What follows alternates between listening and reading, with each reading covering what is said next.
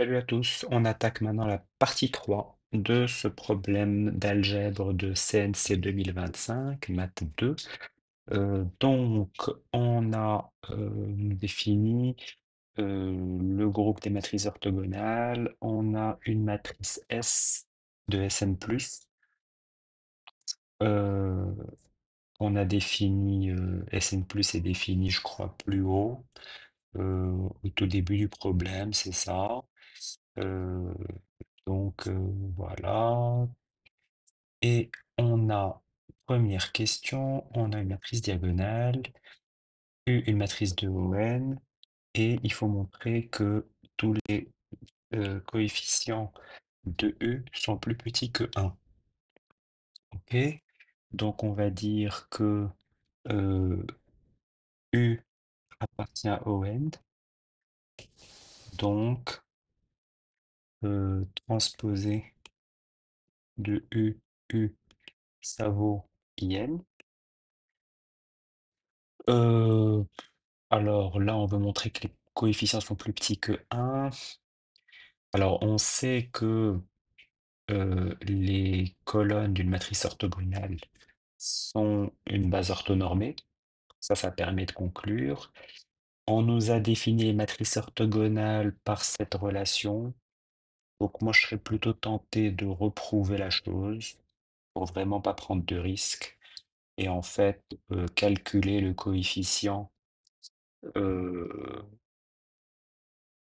le coefficient euh, II de, de TUU qui vaut 1. Et en fait, ça va être la somme des UI carrés, puisque c'est un produit scalaire d'une ligne par une colonne. Euh, donc on va dire, ça on peut l'écrire directement en fait. Donc euh, le coefficient diagonal UI est 1 égale la somme pour, on va dire pour J égale 1 à N et U. euh, donc je me mets dans la ligne J,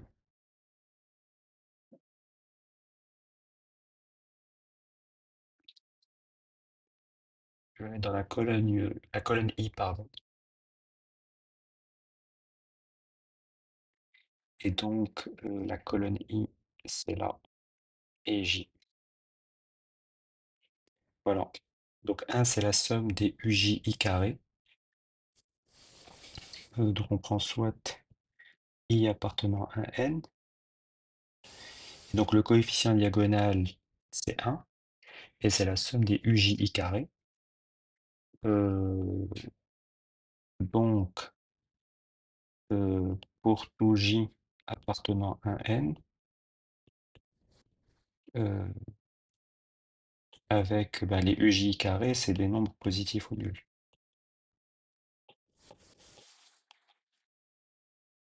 UJI carré est plus petit que 1, supérieur à 0. D'où, pour tout J appartenant à N, euh, la valeur absolue de UJI est plus petit que 1. Vrai pour I quelconque. Euh, donc, voilà, pour tout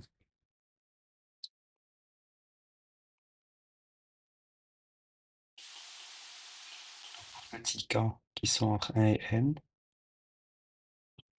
on a bien UKI plus petit que 1. Voilà. D'accord, donc en faisant ça, je suis reparti de la définition, donc voilà, je suis sûr d'avoir les points. Si pour une raison ou une autre, voilà, l'esprit du problème voulait qu'on reparte de la définition d'une matrice orthogonale, moi je trouve que ce serait pas juste parce que l'argument de, de l'orthogonalité des colonnes ou des lignes devrait suffire. Mais bon, voilà, on sait jamais. Alors, vérifier que DU, donc ben D, c'est la somme pour I égale 1 à N D lambda I EII. U, c'est la somme pour I égale 1 à N, somme pour J égale 1 à N DU IJ EIJ. DU, ça c'est la somme pour I égale 1 à N des lambda I, EII, somme, donc au lieu de je vais l'appeler K, ça égale 1 à N, J égale 1 à N, DU K, J, E, K, J. D'accord? Or, EII, EKJ, ça, d'après ce qu'on nous a dit, on a été gentil, on nous a donné ça, c'est delta IK, EIJ. Donc, DU, c'est la somme, pardon, la somme pour I égale 1 à N, et lambda I, et en fait, je vais prendre K égale I, hein. Donc, je vais faire EIJ, pardon, je vais mettre le EIJ à la fin.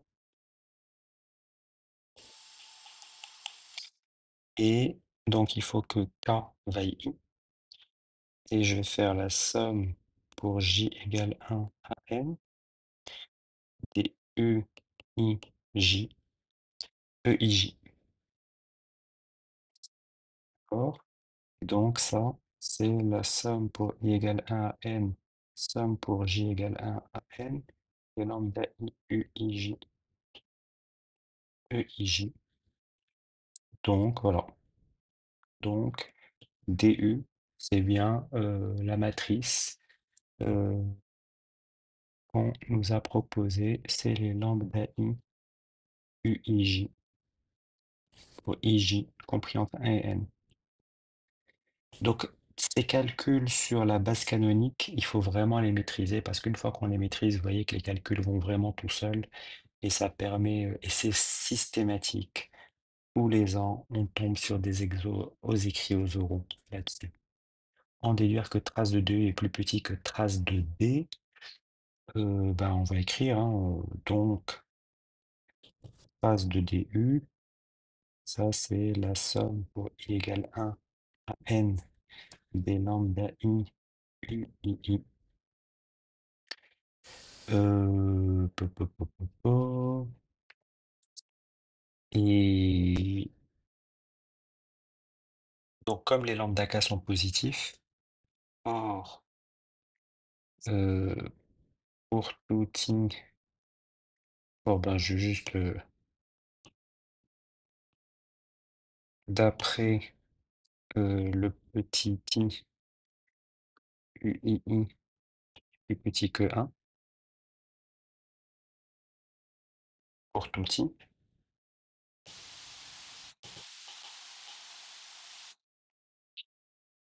euh, et lambda i est positif ou nul par hypothèse. Donc lambda i UII c'est plus petit que lambda i. Et du coup, trace de DU en ce moment, ça c'est plus petit que la somme de I égale 1 à N des lambda I, c'est la trace de D. Donc, trace de DU est plus petit que trace de D. Bon, ça c'est bien amené, les trois questions permettent de conclure. Ensuite, on prend U appartient à ON. On veut montrer qu'il existe une matrice D, une matrice D telle que S, ben ça c'est le théorème spectral, hein. S appartient à Sn plus de R. Donc, d'après le... on va le faire vraiment, genre, je vais, donc je vais vraiment le faire étape par étape, qui est inclus dans Sn de R. Donc, d'après le théorème spectral, euh, S est diagonalisable.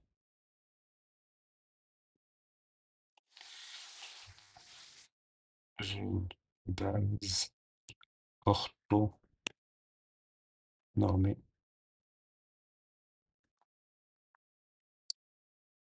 Donc, P appartient au N et D égale le diag de alpha 1, alpha n, L1, S égale P, P transposé de P. Voilà. Euh, Transposé de P égale P moins 1, hein, bon. Et de plus, maintenant, pourquoi les alpha ils sont positifs? Parce que S est dans Sn+. S appartient à Sn plus de R. Donc, spectre de S est inclus dans R+. Bon, euh, je vais l'écrire, hein, ça c'est juste pour vous, je pense qu'il n'y a pas besoin de l'écrire dans l'épreuve, car pour chaque vecteur propre xi associé à la valeur propre alpha i, on va avoir txi sxi qui vaut txi alpha i xi qui vaut alpha i norme de xi au carré, c'est positif. Donc, alpha i est positif. Voilà. Donc, les alpha i sont des réels positifs. Voilà. Ça roule. Donc, on encadre les résultats. Maintenant, un petit calcul permet de montrer donc que SU c'est P dV T transpose. Donc on dit soit, on nous donne soit dV égale transposé de P U P. On va calculer le membre de droite. P dV transposé de P. Ça vaut P D transposé de P UP transposé de P. Ça rate jamais, l'associativité du produit matriciel apparaît. Or, associativité du produit matriciel, P dV transposé de P, ça vaut P D, donc pardon, ça vaut P D transposé de P.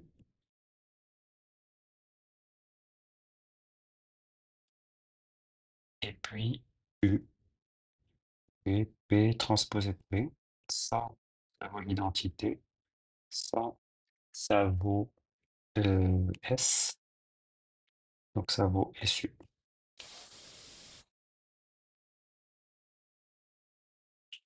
Alors, c'est bien. Enfin, petit 3. Montrer que la trace de SU est plus petite que la trace de S. Bon, on va utiliser la question du dessus.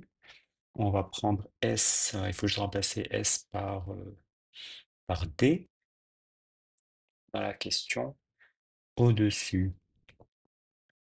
Donc,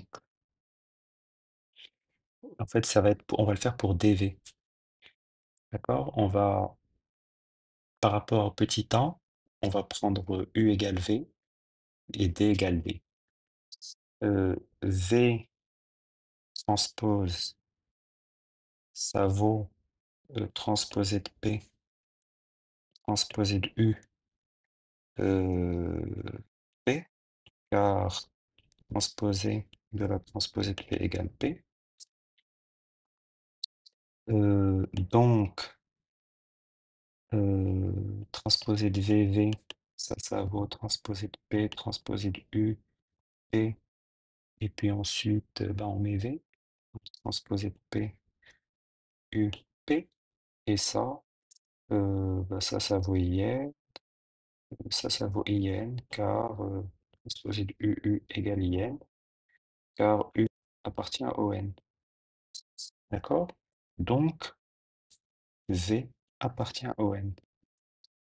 D'après la question, on utilise ensuite la question petit a, comme D diagonale a coefficient dans R+,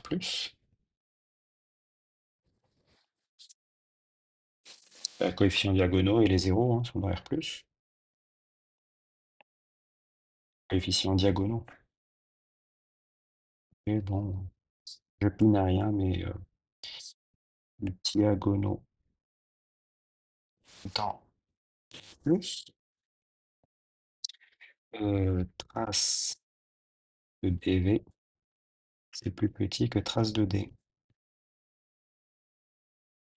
Maintenant, on fait par les matrices semblables. Donc ça, il y avait une question dans la partie 1, les matrices semblables gardées. Donc ça, c'est d'après le 2C. D'accord? Or, SU et DV sont semblables. Donc, d'après, ça c'est d'après B2 et petit b, petit 2i. Donc, d'après partie 1, donc c'est la question 2C,